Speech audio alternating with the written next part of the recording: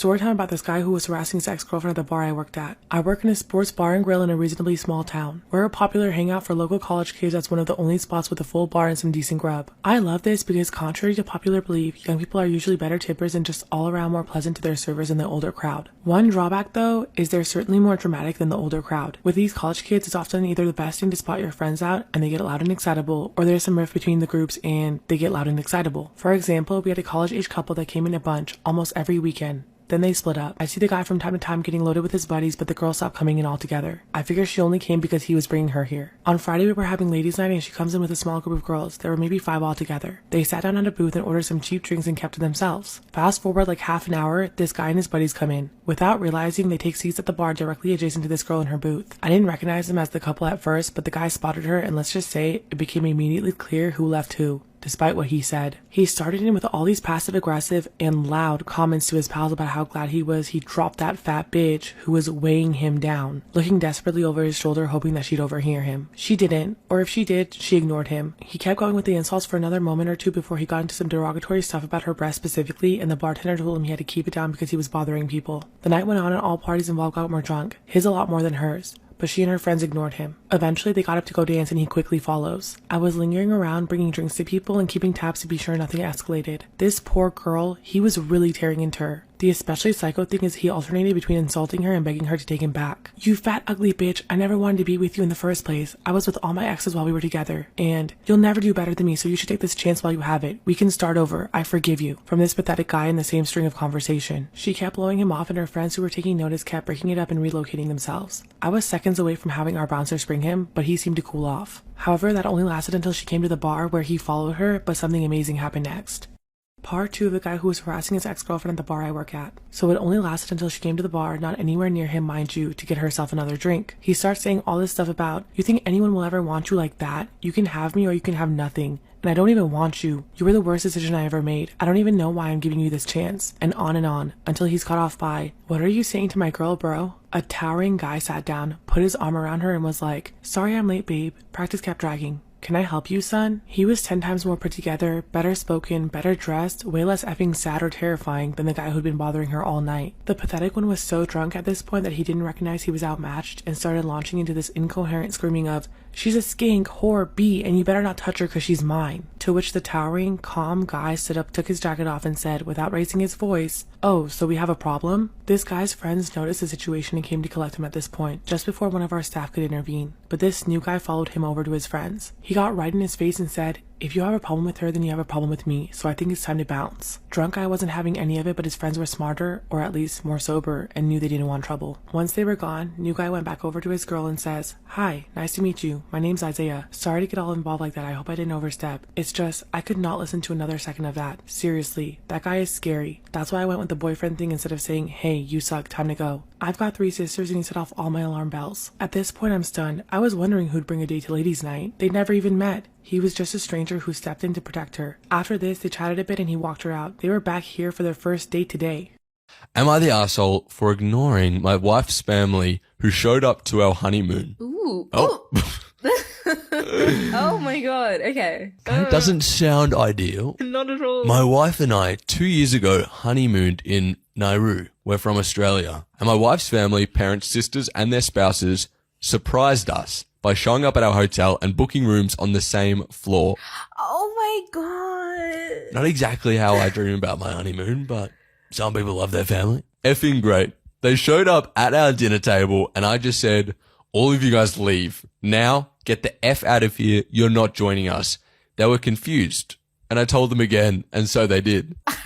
At the dinner table. This is like a very classic TV show movie scene. Legit. I'm lying on the beach with my wife and they join us. We ignore them as they talk to us, never say a single word.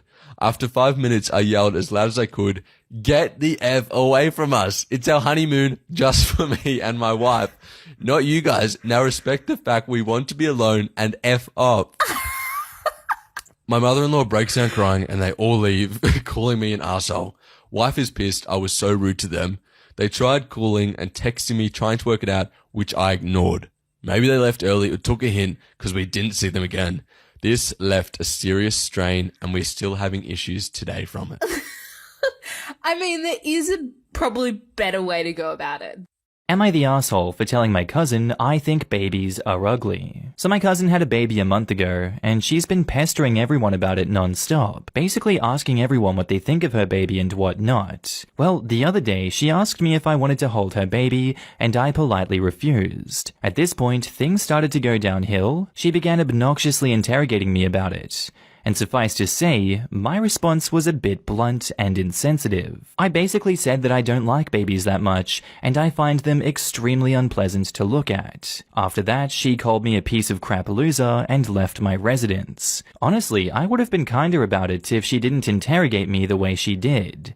So am I the asshole here? And edit, I seriously tried being nice, which wasn't sufficient, so I resorted to being brutally honest. After being interrogated about it for more than 30 minutes, I snapped and just couldn't keep up the facade. I thought that extra context would be useful in making your decision. Thanks. I was once working at a fast food restaurant. Working there stopped me from eating from this place ever again. It's everyone's favorite spot to get burgers and fries, and it seems like no matter what people tell you, people still continue to eat because how cheap it is. But let's start with the customers. Always be nice to your servers, because I had a couple of coworkers that would take the burger meat, rub it onto the floor, and serve it to the customers that came off rude. The restaurant had mice, and if they found something, they got to it. There was a particular day where I accidentally left out the burger buns, and the mice, of course, got to them. On my way to toss them into the trash, my manager stops me and says, "We're low on stock for the burger buns. We need to keep those." And they were served to multiple families. There's way more dangerous things that went down, but if you guys want me to disclose everyone's favorite restaurant, let me know down below if I should make a part. Part 2 of the most disgusting fast food restaurant I've ever worked for. And here's a couple of things I think you should know. The hiring process is super easy. You literally just gotta be 16. Okay, so back to the food. When it came to preparing food, the guys in the back that would prepare the food would never change their gloves. They would go from touching doors, cleaning things, to back to preparing food again. I'm pretty sure most of the food they made was contaminated. Our manager was the worst. She loved the food they had and sometimes would pick up a batch of fries with her bare hands and would just eat as she worked. Half the time when she got done with counting money, she wouldn't wash her hands neither. And y'all know how dirty money is. Now exposing the restaurant.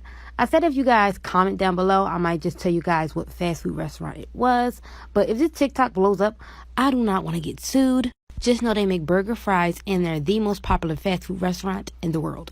Storytime of the trio that killed their victims and fed them to their neighbors. 2 women and 1 man who were in a love triangle would lure young women to their house by offering them work as a nanny. A lot of these women who were in search for work trying to get the little money would accept the offer and go to the trio's home. They expected there to be a child whom they would get introduced to take care of, but baby, were they wrong. When they were in the trio's home, a man would attack them and kill them with a hammer and then cut them up into pieces. After they were done with the murders, one of the women would use the remains of the human flesh and make traditional stuffed meat pastries. Then they would go out on the street corners and sell those meat pastries to people in their community. Motherfuckers was eating their own friends. They didn't feed all of their victims to their neighbors. Sometimes they would eat their victims themselves for lunch or dinner. They claimed human meat was no different than beef. It tasted the same and had the same consistency. So it's like, why should I spend my money on beef if I could just kill somebody and eat them? One of the victims was a 17-year-old mother to an 18-month-old baby. They killed and butchered the mother right in front of the 18-month-old baby. And the next day, they fed the baby pieces of her mother for lunch in a pastry. That way, the baby would never know she was eating her own mother. What they did next to the baby was even worse.